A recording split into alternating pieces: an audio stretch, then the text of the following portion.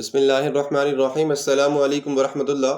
حضرت عمر فاروق رضی اللہ تعالیٰ عنہ کی ایک اور ایپیسوڈ میں آپ سب کو خوش آمدید کہتے ہیں، اور آج کی ویڈیو میں ہم بات کریں گے سن 1 ہجری کے واقعات سے لے کر سن 623 عیسوی تک نبی کریم صلی اللہ علیہ وسلم کے وفات تک مختلف غزوات اور دیگر حالات کے بارے میں۔ سن 1 ہجری 623 عیسوی سے نبی کریم صلی اللہ علیہ وسلم کی وفات تک حضرت عمر فاروق رضی اللہ تعالیٰ عنہ کے واقعات اور حالات در حقیقت سیرت نبوی کے اجزاء ہیں۔ نبی کریم صلی اللہ علیہ وسلم کو جو لڑائیاں پیش آئیں، غیر قوموں سے جو معاہدات عمل میں آئے، وقتاً فوقتاً جو انتظامات جاری کیے گئے، اشاعت اسلام کے لیے جو تدبیریں اختیار کی گئیں، ان میں سے ایک واقعہ بھی ایسا نہیں ہے جو عمر فاروق رضی اللہ تعالیٰ عنہ کی شرکت کے بغیر انجام پایا ہو۔ لیکن مشکل یہ ہے کہ اگر ان تمام واقعات کو پوری تفصیل کے ساتھ لکھا جائے تو کتاب کا یہ حصہ بالکل بہت زیادہ ہو جائے گا، کیونکہ حضرت عمر فاروق رضی اللہ تعالیٰ عنہ کی یہ کارنامے تو بہت زیادہ ہیں، لیکن چونکہ وہ نبی کریم صلی اللہ علیہ وسلم کے سلسلہ حالات سے وابستہ ہیں، اس لیے ہم تھوڑے سے مختصر احوالات واقعات کا عنوان آپ کو ضرور بتائیں گے۔ حضرت عمر فاروق رضی اللہ تعالیٰ عنہ کے واقعات کو نہایت اختصار کے ساتھ لکھا جائے گا، اور جن واقعات میں حضرت عمر فاروق رضی اللہ تعالیٰ عنہ کا تعلق کسی خاص چیز سے ہوگا ان کو ہم تفصیل سے بیان کریں گے۔ نبی کریم صلی اللہ علیہ وسلم کو جب ہجرت مدینہ کی نوبت پیش آئی تو قریش کو خیال ہوا کہ اگر مسلمانوں کا جلد استحصال نہ کر دیا جائے تو وہ زور پکڑ جائیں گے۔ اس خیال سے انہوں نے مدینہ پر حملے کی تیاری شروع کی۔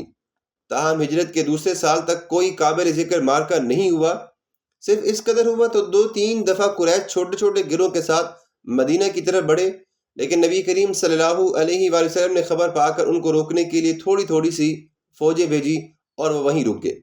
غزوہ بدر سن 2 ہجری 624 عیسوی کا واقعہ یہ بڑا مشہور واقعہ ہے۔ اس کی ابتدا یوں ہی کہ ابو سفیان جو کہ قریش مکہ کا سردار تھا، تجارت کا مال لے کر شام سے واپس آ رہا تھا کہ راستے میں یہ غلط خبر سن کر کہ مسلمان اس پر حملہ کرنا چاہتے ہیں، قریش کے پاس قاصد بھیجا اور ساتھ ہی تمام مکہ امڑ آیا۔ نبی کریم صلی اللہ علیہ وسلم یہ خبر سن کر 300 آدمیوں کے ساتھ مدینہ سے روانہ ہوئے۔ عام مورخین یہ بھی کہتے ہیں کہ نبی کریم صلی اللہ علیہ وسلم کا مدینہ سے نکلنا صرف قافلے کے لوٹنے کی غرض سے نہیں تھا، بلکہ یہ امر محض غلط ہے۔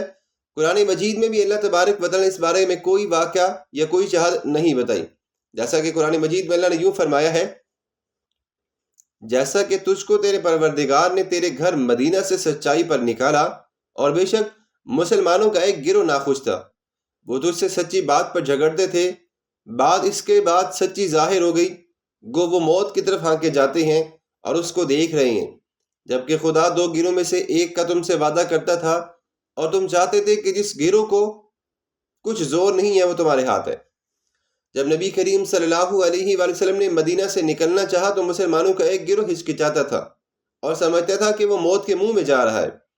مدینہ سے نکلتے وقت کافروں کے 2 گروہ تھے، ایک غیر ذاتی شوکتی یعنی ابو سفیان کا کاروان تجارت، اور دوسرا گروہ قریش مکہ کا تھا جو مکہ سے حملہ کرنے کے لیے سر و سامان کے ساتھ نکل چکا تھا۔ اس کے علاوہ ابو سفیان کے قافلے میں تقریباً 40 آدمی تھے، اور نبی کریم صلی اللہ علیہ وسلم مدینہ سے 300 بہادروں کے ساتھ نکلے تھے۔ 300 آدمی 40 آدمی کا مقابلہ کس طرح کرتے تھے؟ یہ تو ناممکن تھا۔ اس لیے نبی کریم صلی اللہ علیہ وسلم قافلے کی لوٹنے کے لیے نکلتے تو خدا ہرگز قرآن میں یہ بیان نہ فرماتے کہ مسلمان ان کے مقابلے کو موت کے منہ میں جانا سمجھتے ہیں۔ بہرحال 8 رمضان 2 ہجری کو نبی کریم صلی اللہ علیہ وسلم 313 آدمیوں کے ساتھ، جن میں سے 83 مہاجرین اور باقی انصار کے لوگ تھے، مدینہ سے روانہ ہوئے۔ قریش کے ساتھ 950 کی جمعیت تھی، جن میں بڑے بڑے مشہور بہادر شریک تھے۔ مقام بدر میں جو کہ مدینہ منورہ سے تقریباً 6 میل دور ہے، وہاں پہ مارکہ بدر ہوا اور کفار کو زبردست شکست ہوئی۔ مسلمانوں میں سے 14 آدمی شہید ہوئے، جن میں 6 مہاجر اور 8 انصار تھے۔ قریش کی طرف سے 70 مقتول اور 80 گرفتار ہوئے۔ مقتولین میں ابو جہل، عتبہ بن ربیعہ، شیبہ اور بڑے بڑے روسائے مکہ تھے، اور ان کے قتل ہونے سے قریش کا زور ٹوٹ گیا۔ حضرت عمر فاروق رضی اللہ تعالیٰ عنہ اگرچہ اس مارکے میں رائے و تدبیر، جان بازی و پامردگی کے لحاظ سے ہر موقع پر نبی کریم صلی اللہ علیہ وسلم کے دستے بازو رہے، لیکن ان کی شرکت مخصوص الفاظ میں یوں تھی، قریش کے تمام قبائل اس مارکے میں آئے، لیکن بنو عدی یعنی عمر فاروق رضی اللہ تعالیٰ عنہ کے قبیلے میں سے ایک متنفس بھی شریک نہیں ہوا، اور یہ امر جہاں تک قیاس کیا جا سکتا ہے صرف عمر فاروق رضی اللہ تعالیٰ عنہ کے رعب و دبدبے کا اثر تھا۔ عمر فاروق رضی اللہ تعالیٰ عنہ کے ساتھ ان کے قبیلے اور خلفاء کے 12 آدمی جنگ میں شریک تھے، جن کے نام یہ ہیں: زید بن عبداللہ بن سراقہ، عمر بن سراقہ، واقد بن عبداللہ، خولی بن ابن ابی خولی، عامر بن دبیہ، عامر بن بکیر، خالد بن بکیر، ایاس بن بکیر، عاقل بن بکیر رضی اللہ تعالیٰ عنہ۔ سب سے پہلے جو شخص اس مارکے میں شہید ہوا وہ محج یعنی عمر فاروق رضی اللہ تعالیٰ عنہ کا غلام ہی تھا۔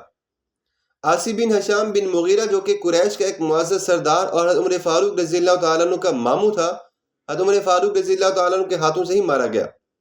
یہ بات حضرت عمر فاروق رضی اللہ تعالیٰ عنہ کی خصوصیت میں شمار کی گئی ہے کہ اسلام کے معاملات میں قرابت اور محبت کا اثر ان پر کبھی غالب نہیں آ سکتا تھا۔ چنانچہ یہ واقعہ اس بات کی یہی مثال ہے۔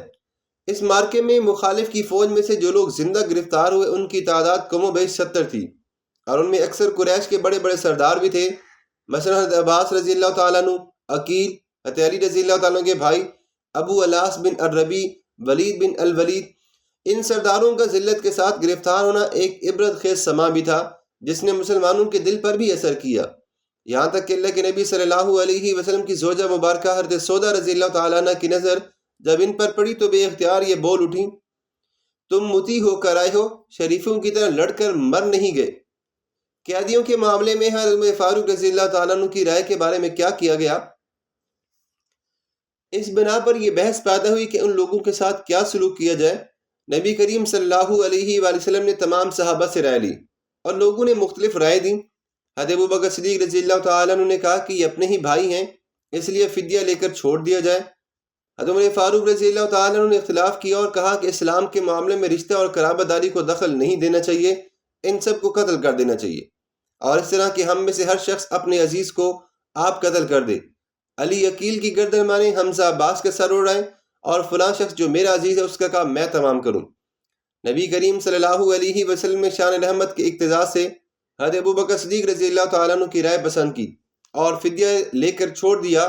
اس پر آیت مبارکہ نازل ہوئی: کسی پیغمبر کے لیے یہ بات زیبا نہیں کہ اس کے پاس قیدی ہوں جب تک کہ وہ خوب خون ریزی نہ کر لے۔ بدر کی فتح نے اگرچہ قریش کے زور کو گھٹایا، لیکن اس سے اور کئی نئی مشکلات کا ایک سلسلہ شروع ہوا۔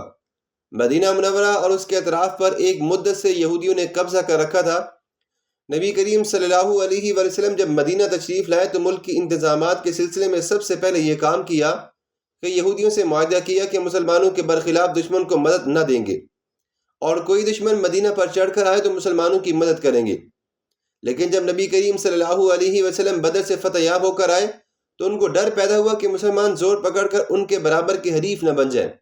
چنانچہ خود چھیڑ شروع کی اور کہا کہ قریش والے فن حرب سے نہ آشنا تھے، ہم سے کام پڑتا تھا تو ہم دکھائی دیتے تھے کہ لڑنا اس کو کہتے ہیں۔ نوبت یہاں تک پہنچی کہ نبی کریم صلی اللہ علیہ وسلم سے جو معاہدہ کیا تھا وہ توڑ ڈالا۔ نبی کریم صلی اللہ علیہ وسلم نے شوال 2 ہجری میں ان پر چڑھائی کی اور بالآخر وہ گرفتار ہو کر مدینہ سے جلا وطن کر دیے گئے۔ اسلام کی تاریخوں میں یہودیوں سے لڑائیوں کا جو ایک متصل سلسلہ نظر آتا ہے اس کی ابتدا اسی سے ہوتی ہے۔ محترم سامعین، آج کی ویڈیو ہم یہیں پہ مکمل کرتے ہیں، ملتے ہیں اسی سیریز کی ایک اور ایپیسوڈ کے ساتھ۔ اپنا بہت سارا خیال رکھیے گا۔ اللہ نگہبان۔